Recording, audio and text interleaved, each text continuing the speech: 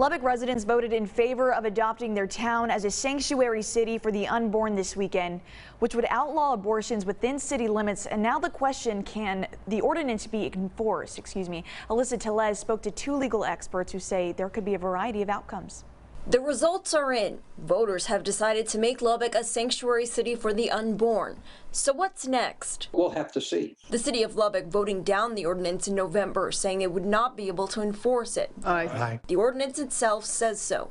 Unless Roe versus Wade is overruled. With public enforcement out of the way, that leaves private enforcement being the driver of the ordinance. They did not want the city to bring an action because that essentially is a loser automatically. Constitutional law professor Richard Rosen predicts a few things could happen.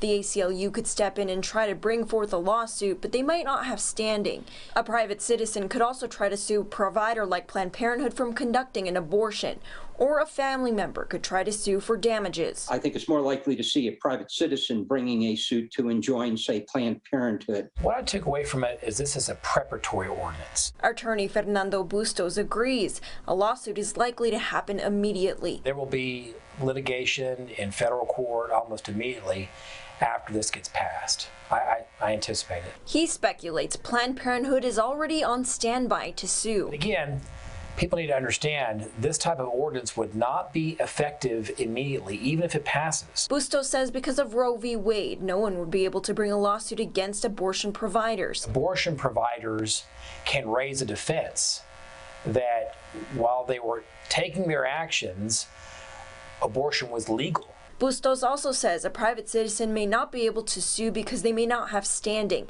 In other words, they would have to show they've been injured or grieved by the provider's actions. Not only that, but the ordinance also provides a defense. The mother couldn't be sued, nor could someone sue if the abortion was necessary to save a life. And because of Roe v. Wade, the lawsuit could be subject to dismissal. In my opinion, right away, because of this exception that's right in the statute, right in the ordinance. Bustos says if someone planned to sue Sunday, he wouldn't recommend it, not unless Roe v. Wade were overturned.